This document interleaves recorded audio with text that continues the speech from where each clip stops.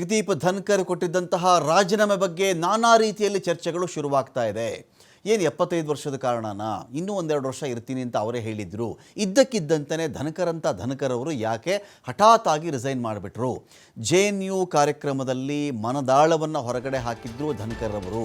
ಇದಾದ ಬರೀ 12 ದಿನಗಳಲ್ಲಿ ಉಪರಾಷ್ಟ್ರಪತಿ ಸ್ಥಾನಕ್ಕೆ ರಾಜೀನಾಮೆ ಕೊಡ್ತಕ್ಕಂಥ ಸ್ಥಿತಿ ಧನ್ಕರ್ ಅವರಿಗೆ ಬಂತಾ?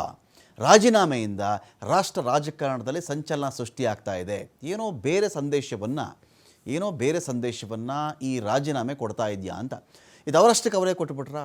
ಸಾಮಾನ್ಯವಾಗಿ ಈ ಥರ ಆಗಲ್ಲ. ಉಪರಾಷ್ಟ್ರಪತಿಗಳು ಅವರಷ್ಟಕ್ಕೆ ಅವರೇ ಈ ಸ್ಥಾನಕ್ಕೆ ರಾಜೀನಾಮೆ ಕೊಟ್ಟುಬಿಟ್ಟಿದ್ದಾರಾ? ಒತ್ತಡ ಏನಾದರೂ ಹೇರಿದ್ರಾ ಯಾರಾದರೂ, ಅಥವಾ ಹುದ್ದೆ ತ್ಯಾಗ ಮಾಡಿದ್ರಾ? ಅನಾರೋಗ್ಯ ಅಂತ ಹೇಳ್ತಾ ಇದ್ದಾರೆ, ಆದರೆ ಅನಾರೋಗ್ಯ ಅಲ್ಲ, ಬೇರೇನೋ ಕಾರಣ ಇದೆ ಇದರ ಹಿಂದೆ ಅಂಥೇಳಿ ಪ್ರತಿಪಕ್ಷಗಳು ಮಾತಾಡ್ತಾ ಇವೆ.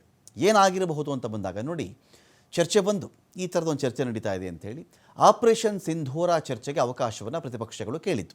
ನಮಗೆ ಇದ್ರ ಬಗ್ಗೆ ನಾವು ಚರ್ಚೆ ಮಾಡಲೇಬೇಕು, ಬಹಳ ವಿಚಾರಗಳಿದೆ ಇದ್ರ ಬಗ್ಗೆ, ನಮಗೆ ತುಂಬ ಟೈಮ್ ಕೊಡಿ ಅಂತ ಕೇಳಿದರು. ನಿನ್ನೆ ರಾಜ್ಯಸಭೆಯಲ್ಲಿ ಈ ಒಂದು ಹೇಳಿಕೆಯನ್ನು ಸಭಾಪತಿ ಧನ್ಕರ್ ಅವರು ಕೊಟ್ಟಿದ್ದರು.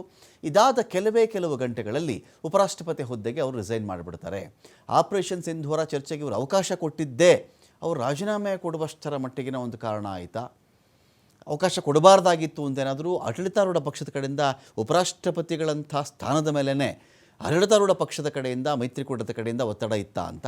ಸೊ ಈ ಒತ್ತಡ ಬಂದ ಹಿನ್ನೆಲೆಯಲ್ಲಿಯೇ ರಿಸೈನ್ ಮಾಡಿಬಿಟ್ಟಿದ್ದಾರಾ? ಈಗ ಅವಕಾಶ ಕೊಡ್ತೀನಿ ಅಂತ ಹೇಳಿ ಏನೋ ಒತ್ತಡ ಬಂದ ತಕ್ಷಣ ಅವಕಾಶ ಕೊಡಲ್ಲ ಅಂತ ಹೇಳಿದಾಗ ಅದು ಬೇರೆ ಸಂದೇಶ ರವಾನೆ ಮಾಡಿಬಿಡುತ್ತೆ. ಹಾಗಾಗಿ ಆ ಒತ್ತಡ ಇದ್ದಿರಬಹುದಾ ಅಂತ ಒಂದು ಚರ್ಚೆ ಇದೆ ಇಲ್ಲಿ. ಎರಡನೇದು, ದೆಹಲಿಯ ಜಡ್ಜ್ ಮನೆಯಲ್ಲಿ ಕಂತೆ ನೋಟು ಪತ್ತೆ ಆಯಿತು. ಮನೆಗೆ ಬೆಂಕಿ ಬಿದ್ದು ಬಿಡುತ್ತೆ. ನ್ಯಾಯಾಧೀಶ ಯಶವಂತ್ ವರ್ಮಾ ಇದ್ದಾರಲ್ಲ, ಅವ್ರ ಮನೆಗೆ ಬೆಂಕಿ ಬಿದ್ದುಬಿಟ್ಟಾಗ ಈ ಬೆಂಕಿ ಆರಿಸ್ಲಿಕ್ಕೆ ಅಂತೇಳಿ ಫೈರ್ ಬ್ರಿಗೇಡ್ ಹೋದಾಗ ಅಲ್ಲಿ ನೋಡ್ತಾರೆ, ಆರ್ಸಕ್ಕೆ ಹೋದಾಗ ಕೋಟಿಗಟ್ಟಲೆ. ಹೇಗಿದು? ಜಡ್ಜ್ ಅವರ ಸ್ಯಾಲ್ರಿ ಎಷ್ಟಿರಬಹುದು? ನ್ಯಾಯಾಧೀಶರಿಗೆ ಎಷ್ಟು ಸ್ಯಾಲ್ರಿ ಬರುತ್ತೆ? ಇದೇನು ಇವ್ರ ಮನೇಲಿ ಕಂತೆ ನೋಟು ಬರ್ತಿದೆ ಅಂದಾಗ ಇಲ್ಲೇನೋ ಅಪರಾಧ ಆಗಿದೆಯಾ, ಇಲ್ಲೇನೋ ಮೋಸ ನಡೀತಿದೆಯಾ, ಇದೇನೋ ಭ್ರಷ್ಟಾಚಾರದ ಹಣ ಇರಬಹುದಾ ಅಂತ ಒಂದು ಅನುಮಾನ ಬಂತು. ಇದಾದ ಮೇಲೆ ಕೇಳಿಕೊಂಡ್ರು, ಒಂದು ಮಹಾಭಿಯೋಗ ರೆಡಿಯಾಗಬೇಕು ಇವ್ರ ವಿರುದ್ಧವಾಗಿ ಅಂತ ಯಶವಂತ್ ವರ್ಮಾ ವಿರುದ್ಧ ಕೇಳಿಕೊಂಡಾಗ ಉಪರಾಷ್ಟ್ರಪತಿಗಳ ತನಿಖೆಗೂ ಆದೇಶ ಕೊಟ್ಟುಬಿಟ್ರು. ತನಿಖೆಗೆ ಕೋರಿ ಸಲ್ಲಿಸಿದ್ದಂಥ ಪ್ರತಿಪಕ್ಷಗಳ ಅರ್ಜಿಯನ್ನು ಸ್ವೀಕಾರ ಮಾಡಿಬಿಡ್ತಾರೆ. ಇದನ್ನು ಆಡಳಿತಾರೂಢ ಪಕ್ಷ ಎಕ್ಸ್ಪೆಕ್ಟ್ ಮಾಡಿಲ್ವಾ ನಮಗೆ ಗೊತ್ತಿಲ್ಲ.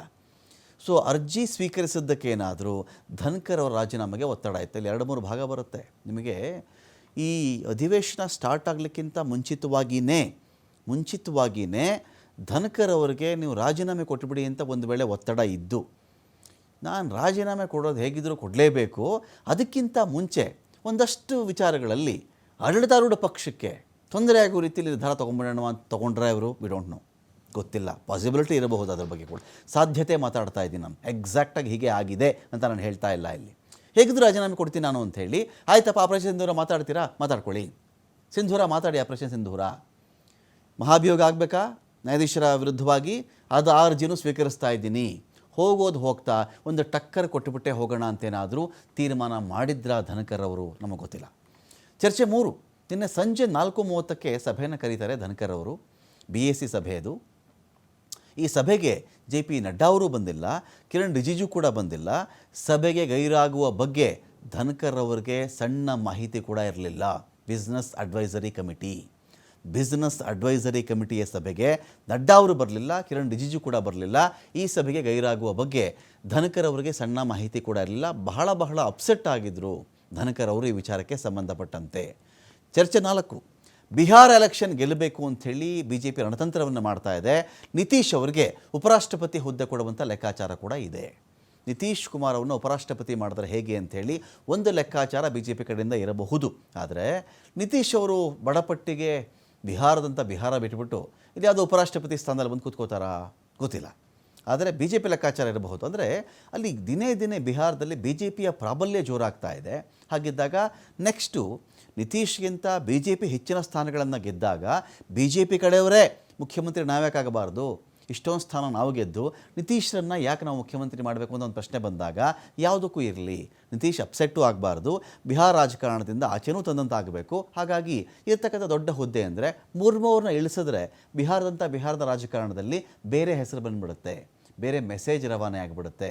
ಆದಿವಾಸಿ, ಹಿಂದುಳಿದವರು, ಬುಡಕಟ್ಟು ಜನಾಂಗದವರು ಇಂಥ ಸಮುದಾಯದ ಮುರ್ಮು ಅವ್ರನ್ನ ಇಳಿಸಿದ್ರು, ಈ ಥರದ್ದೇನೋ ಆಗಬಹುದು.